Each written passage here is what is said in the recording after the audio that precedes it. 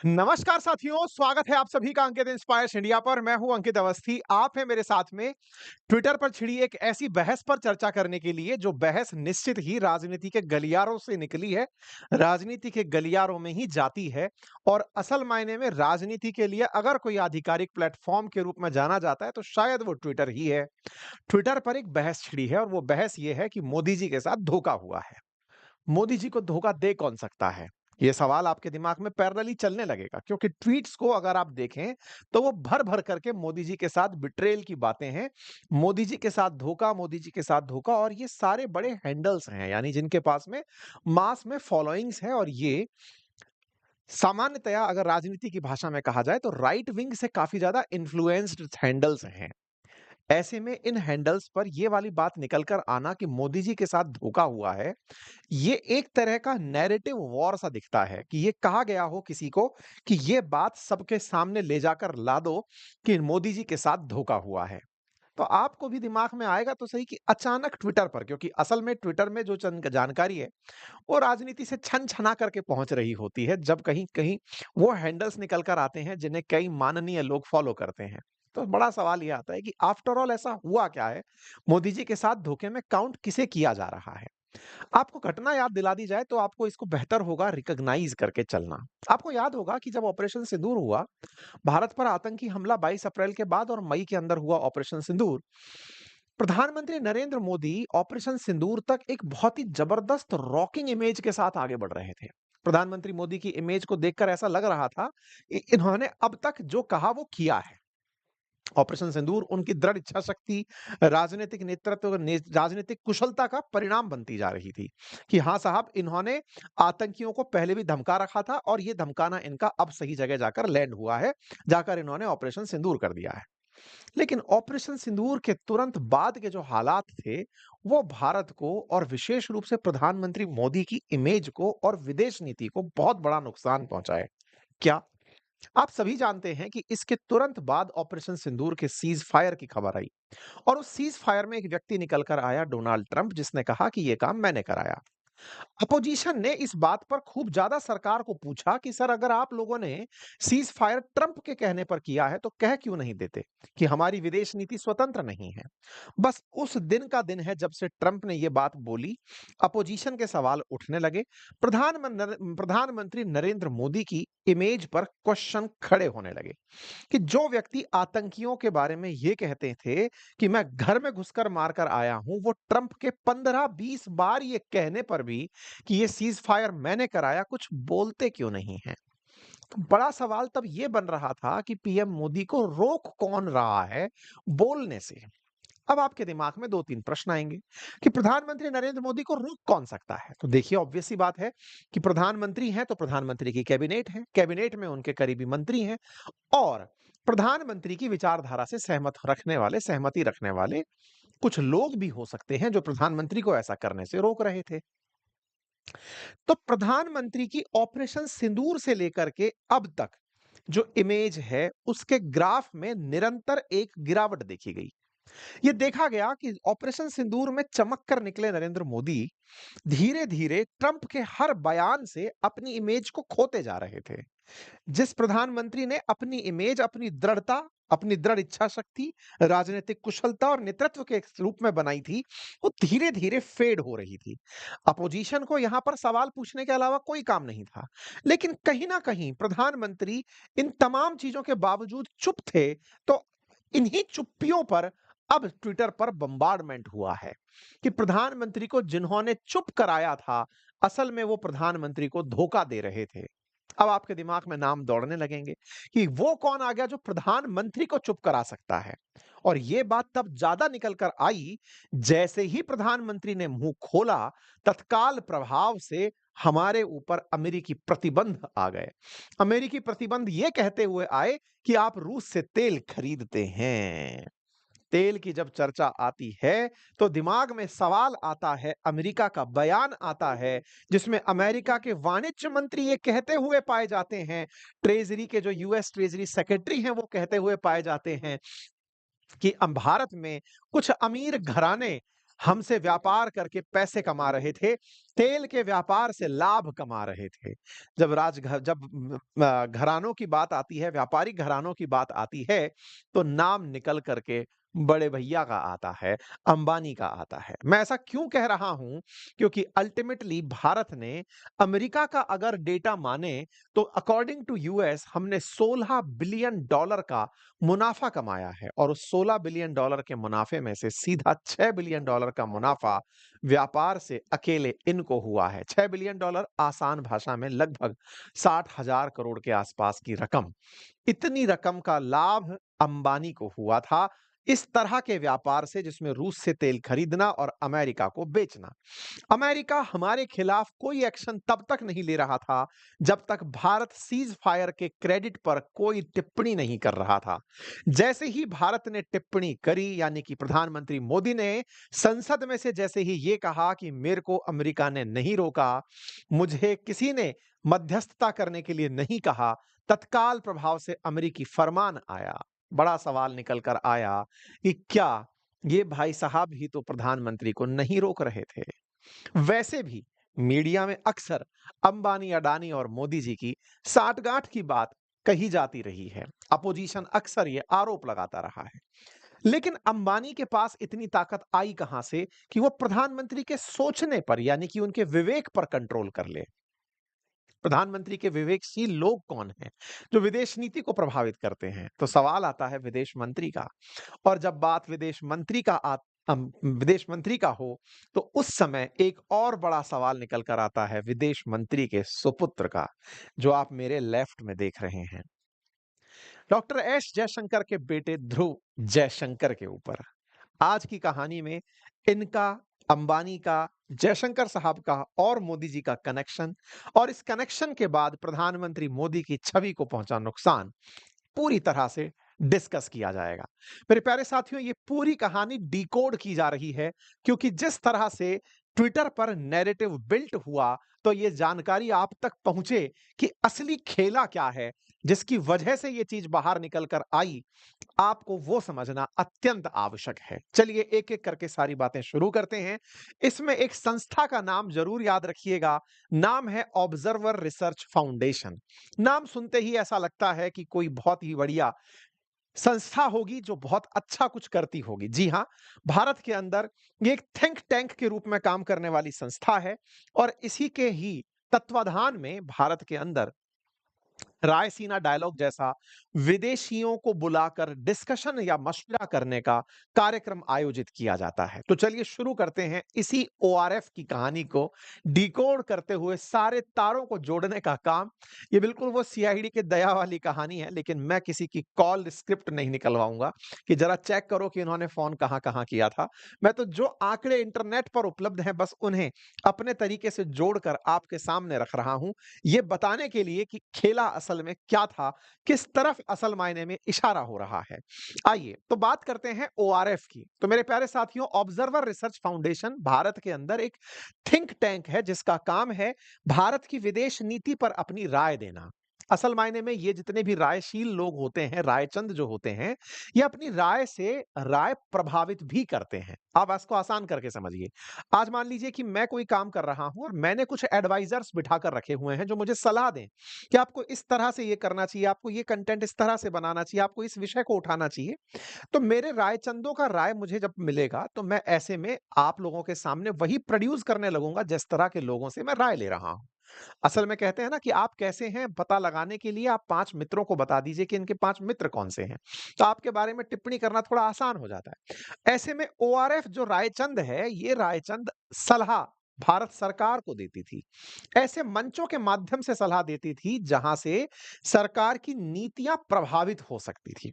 इसके ही फोरम के द्वारा तमाम प्रकार के इंटरनेशनल इवेंट्स, जैसे ब्रिक्स एकेडमिक फोरम का आयोजन होना हो, या फिर तमाम प्रकार के केप टाउन को अलावा दुनिया भर के अंदर जहां जहां इंटरनेशनली आपको इंटरनेशनल रिलेशंस पर राय देनी हो, यहाँ पर बैठे रायचंद बढ़िया से राय देते थे। आप पूछेंगे कि इनमें कौन से रायचंद होते हैं? असल में ये बहुत सारे बुद्धिजीवियों को जो एक जैसी विचारधारा रखते हैं, उन्हें बुलाते हैं।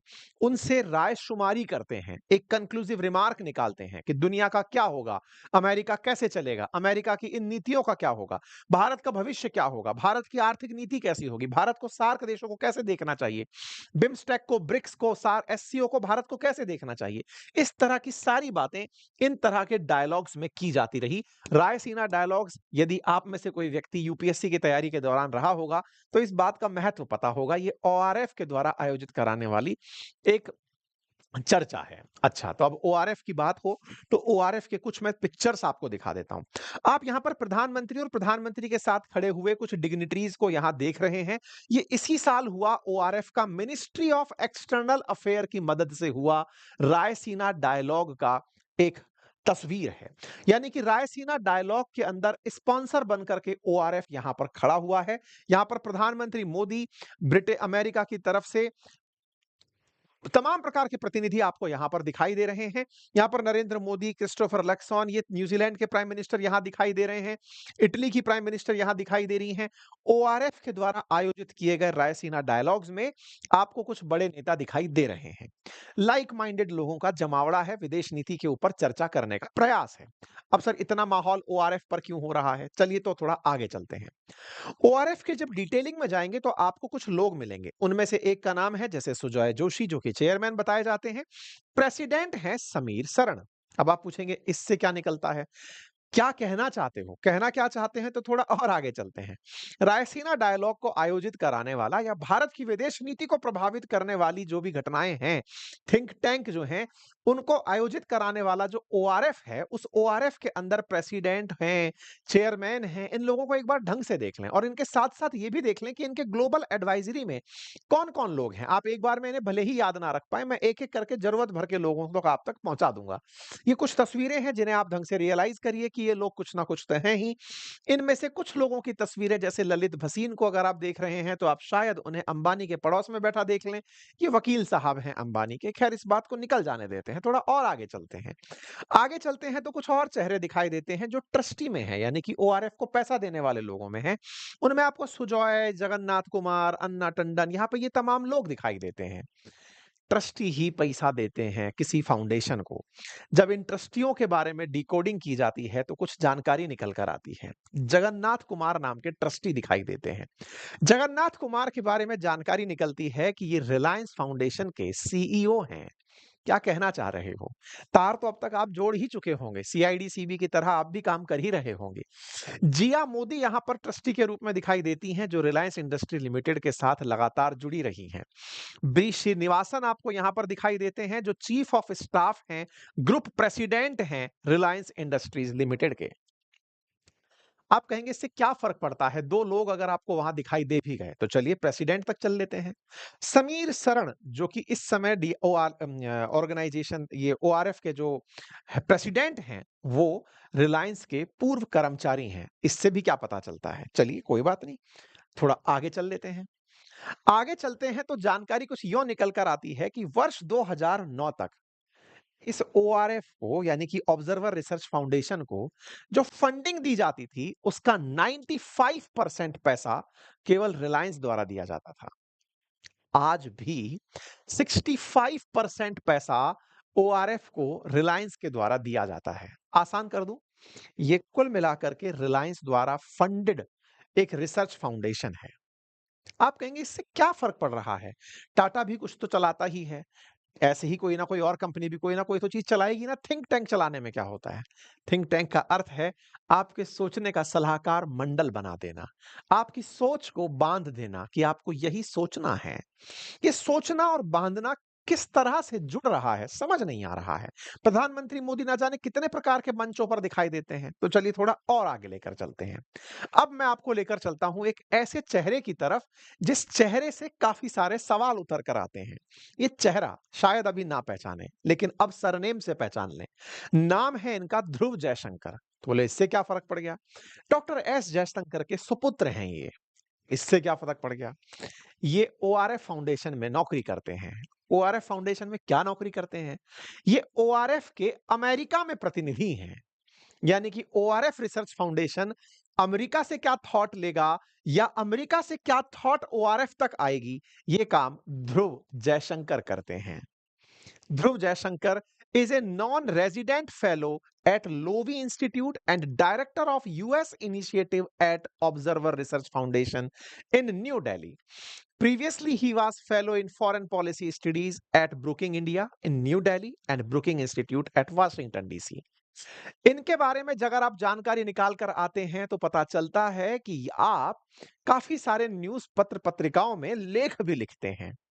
ओआरएफ में इनकी नियुक्ति हेडलाइन कुछ यूं बनती है कि जयशंकर के बेटे ने ओआरएफ का हेड ऑफ यूएस इनिशिएटिव के पद पर ज्वाइन किया है। यह खबर पुरानी है लेकिन तार जब जुड़ेंगे तो दूर तक जाएंगे। खबर बनती है कि फॉरेन मिनिस्टर जयशंकर के बच्चे ने ओआरएफ वाशिंगटन ऑफिस को हेड किया है, वहां जाकर ज्वाइन किया है। ओआरएफ बोले तो रिलायंस, रिलायंस का ऑफिस अमेरिका में, उसे हेड कर रहे हैं हमारे विदेश मंत्री के सुपुत्र। अब इससे क्या तार निकलता है, चलिए और जोड़ते हैं। खबरों को रशिया यूक्रेन युद्ध तक लेकर चलते हैं, वही जहां से अमेरिका का ईगो क्लैश हुआ। अमेरिका के अंदर बैठे राष्ट्रपति ट्रंप चाहते थे कि वो इस युद्ध को रुकवाएं, लेकिन ये नहीं रुका। इस युद्ध के दौरान भारत ने खूब सारा तेल खरीदा। तेल खरीदना हमारी अपनी जरूरत थी। बकायदा एस जयशंकर साहब की विदेश नीति की तारीफ हुई कि भारत ने रूस से तेल खरीदा और ना केवल तेल खरीदा, दुनिया में तेल की कीमतों को स्थिर रखा। भारत की विदेश नीति की प्रशंसा इसलिए भी हुई कि हम बकायदा अमेरिका के साथ इन सब चीजों को कन्विंस करने में कामयाब हुए कि हम तेल इसलिए खरीदते हैं क्योंकि हमारे खरीदने से दुनिया में तेल की कीमतों के भाव नहीं बढ़ते और ये दुनिया के लिए हमारा एक बेहतरीन प्रयास है। रूस से सस्ता तेल खरीदना, क्रूड ऑयल खरीदना, उसे रिफाइन करके देश में उपयोग में लेना, देश में उपयोग में लेना तक तो ठीक था, लेकिन खबरें धीरे धीरे आने लगी कि ये तेल केवल देश में ही काम नहीं आ रहा है बल्कि देश से बाहर बिकने जा रहा है। जिस देश को सस्ते तेल से, तेल की कीमतों से राहत दी जा सकती थी, हमारे ही देश के बहुत सारे लोगों ने, इंडस्ट्रियलिस्ट लोगों ने, इवन सरकारी शह प्राप्त किए हुए उद्योगपतियों ने सस्ता तेल खरीदा, दुनिया को बेचना शुरू कर दिया। हमारे पास तेल सस्ता ना करके उससे लाभ कमाना शुरू कर दिया। भारत में कुछ कंपनियों ने, जिनमें से रिलायंस का नाम सबसे ऊपर है, इस पूरे काम को दुनिया की सबसे बड़ी रिफाइनरी जामनगर रिफाइनरी के द्वारा, प्राइवेट रिफाइनरी के द्वारा करवाना शुरू किया। रशिया के साथ तेल खरीदा, ये दुनिया को पता है।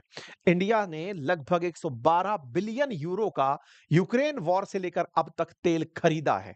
इस पूरे तेल खरीदने में भारत के विदेश मंत्री ने दुनिया भर में भारत के तेल खरीदने को सही ठहराया है और वो ये कहते हुए पाए गए कि मेरे पास बहुत से विकल्प हैं, मैं इसलिए तेल खरीदता हूं, और हम इस बात पर हमेशा गौरवान्वित होते रहे। रशियन ऑयल को हमने अपने देश में तो यूज किया ही किया, यूरोप में भी बेचा। ये खबरें साल 2023 में निकल कर आना शुरू हो गई थी, लेकिन इन्हीं खबरों ने अगस्त में उस समय सबका ध्यान अपनी ओर आकर्षित कर लिया जब खबर ये निकल कर आई कि इस तरह से भारत ने तेल बेच करके $16 बिलियन का एक्स्ट्रा प्रॉफिट कमाया है और उसमें से $6 बिलियन का प्रॉफिट अकेले रिलायंस ने कमाया है। रिलायंस इंडस्ट्रीज ने कमाया है 50,000 करोड़ का प्रॉफिट। आप पूछेंगे ये कैसे, इसके पीछे की कहानी जानिए। रिलायंस ने 10 साल के लिए डील करी रूस के साथ कि वो प्रति साल 12 से लेकर $13 बिलियन का तेल खरीदेगा।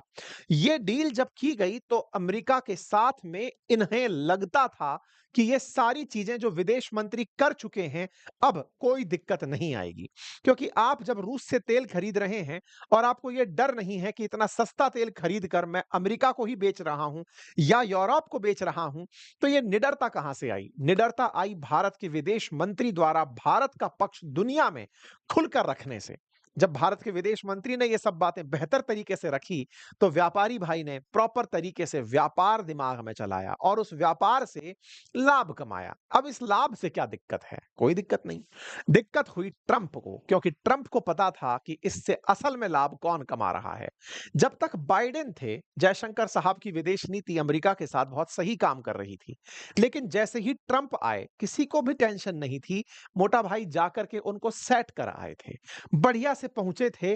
आपको याद होगी कुछ तस्वीरें, जब प्रधानमंत्री मोदी इनके शपथ ग्रहण में नहीं गए थे, लेकिन मुकेश अंबानी अपनी धर्मपत्नी के साथ में वहां पर प्रेजेंट थे। यानी कि इनके शपथ ग्रहण समारोह में, इनसे पहले के इवेंट में अंबानी परिवार वहां पर प्रेजेंट था। अंबानी परिवार अपने निजी संपर्क ट्रंप के साथ मेंटेन करते हुए तब भी दिखा, जब जब सीज फायर के बाद ट्रंप मिडिल ईस्ट की यात्रा पर आए थे, तब कतर में जाकर के अंबानी भाई साहब ट्रंप से मिलकर आए थे। हमारे देश का कोई प्रतिनिधि नहीं था। अकेले हमारी तरफ से, या हमारी तरफ से नहीं, निजी रूप से ट्रंप से मिलने आप यहां भी गए थे और आप शपथ ग्रहण में भी गए थे। तब लगा कि ये कुछ तो ऐसी सेटिंग बिठा रहे हैं ताकि भारत और अमेरिका के संबंध अच्छे रहें। लेकिन इनका आगे निकलकर जाना इन्हें समझ में आ रहा था।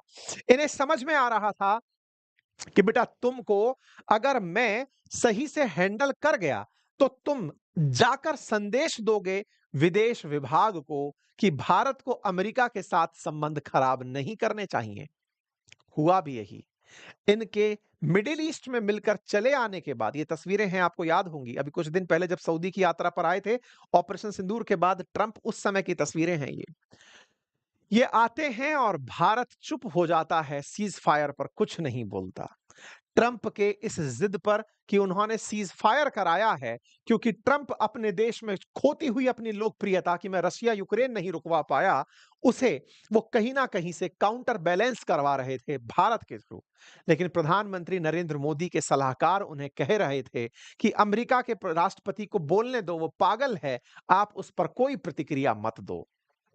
खबरें तो यहां तक आज के अखबारों में भी छपी कि साहब मुकेश अंबानी ही थे जो कि यूएस इंडिया के ट्रेड बैटल को मैनेज करने का प्रयास कर रहे थे, क्योंकि असल में फायदा किसका हो रहा था? आप ही का फायदा हो रहा था। क्योंकि इन्हें पता था कि अगर ट्रंप बिखरे तो वो रशिया से तेल खरीदने पर सैंक्शन लगाएंगे, और वो सैंक्शन अगर लगे तो नुकसान इनका होगा, और इनका नुकसान 50,000 करोड़ का मुनाफा दिखा रहा है, तो नुकसान सोचिए कितने का होगा। ये तो लाभ है, व्यापार कितने का हुआ नहीं पता है। व्यापारी भाई ने इस पूरे खेल को यहां से होकर मैनेज किया। इस पूरे मैनेजमेंट में परिवार का लाभ उठाया, बड़े ही सॉफ्ट तरीके से जयशंकर साहब का दिमाग घुमा दिया, ऐसा आरोप है। जयशंकर साहब, जिनकी बात प्रधानमंत्री बहुत मानते हैं विदेश नीतिगत मामलों में, उन्हें प्रभावित करने में ओआरएफ का रोल निकाला जा रहा है।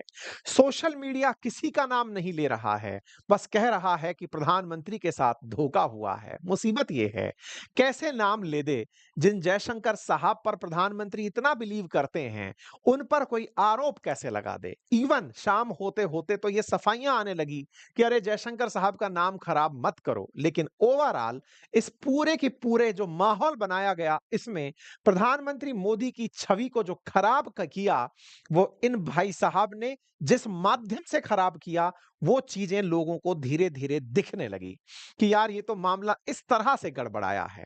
भारत को सब टैरिफ के नाम पर सैंक्शन झेलने पड़े, लेकिन प्रधानमंत्री मोदी ऑपरेशन सिंदूर के इस क्रेडिट को ट्रंप को नहीं लेने दिए। उन्होंने खुलेआम संसद में कहा कि मैंने किसी के दबाव में यह काम नहीं किया। उसके बाद ट्रंप की फ्रीक्वेंसी अब लगातार घट गई है, क्योंकि हम पर प्रतिबंध जो लग गए हैं।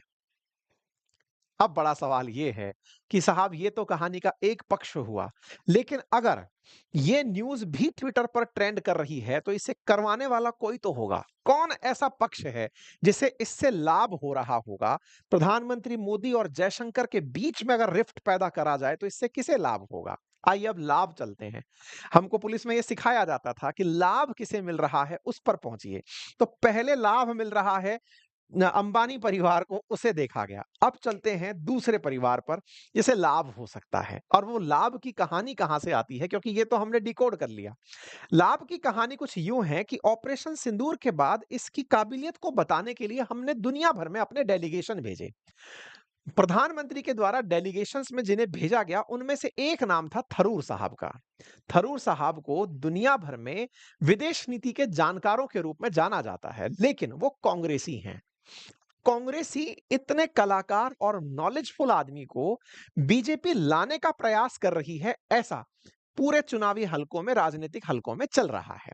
लेकिन दिक्कत क्या है? आप जितने टैलेंटेड आदमी हैं, उनकी जगह असल मायने में इस वाले पद पर है, जहां पर विदेश मंत्री विराजते हैं। विदेश नीति में जो ब्लंडर हुआ, उन्हें यदि ये आएंगे, तो ये निश्चित ही सुधार देंगे, ऐसे कयास लगाए जा रहे हैं। अगर इनको नुकसान होता है, तो पद जिनका मजबूत होता है, वो शशि थरूर हैं। वो कांग्रेस से यहां पर पहुंचे और यहां पहुंचकर उन्हें सीधे राज्यसभा में पहुंचाकर विदेश मंत्री बनाया जा सकता है। पहले भी कांग्रेस के टाइम पर आप विदेश राज्य मंत्री रह चुके हैं। ऐसे में एक हलका ये भी कह रहा है कि ये थरूर साहब के समर्थन में बनाया गया माहौल है, ताकि जयशंकर साहब की इमेज को नुकसान पहुंचाकर प्रधानमंत्री मोदी के खिलाफ के माहौल को इनके नुकसान में सिद्ध करके इन्हें पार्टी के अंदर लाया जा सके। देखिए, राजनीति है। राजनीति की चर्चाओं में जितनी भी बातें हैं, उन बातों में कहीं ना कहीं कहते हैं कि जंगल में धुआं उठता दिखे, तो इसका मतलब है कि आग तो कहीं लगी है। अब ये आग कहां लगी है, ये तो आने वाला समय बताएगा। लेकिन जो चर्चाएं हैं, अगर आप उन्हें रिलेट कर गए हैं, तो ये अपने आप में बहुत मायने रखती हैं। इन चर्चाओं को अगर आप गहराई से देखें, तो आप समझ पाएंगे कि कुछ तो गड़बड़ है दया। अब वो जो कुछ गड़बड़ है, वो अगर आप रिलेट कर जाएं, तो कमेंट बॉक्स में जरूर बताइएगा।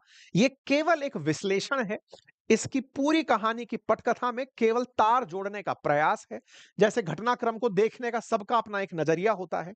ये मेरा एक नजरिया है, जो मैंने आपके सामने साझा किया है। आप क्या सोचते हैं, अपनी राय कमेंट बॉक्स में जरूर रखें। मेरा किसी भी राजनीतिक दल के नेता के साथ कोई निजी द्वेष नहीं है। ये एक विश्लेषण है, इसे उसी नजरिए से देखा जाए। अपन सबके लिए राष्ट्र प्रथम है। देश की सुरक्षा, देश के हित सर्वोपरि हैं। फिलहाल के लिए इतना ही। अपना ख्याल रखें। चैनल पर नए हैं तो सब्सक्राइब कर लें। और हाँ, यदि आप चाहते हैं स्टॉक मार्केट का भरपूर नॉलेज लेना, या आप म्यूचुअल फंड के बारे में बेसिक से जानकारी लेना चाहते हैं, तो बातें बाजार की एप्लीकेशन पर जाएं और बहुत ही खूबसूरत हमारा कोर्स है, उसे जाकर ज्वाइन कर लें। उसमें हमने बेहतरीन जानकारी आप लोगों को बहुत ही नॉमिनल प्राइसेस में उपलब्ध कराई हैं। Thank you so much.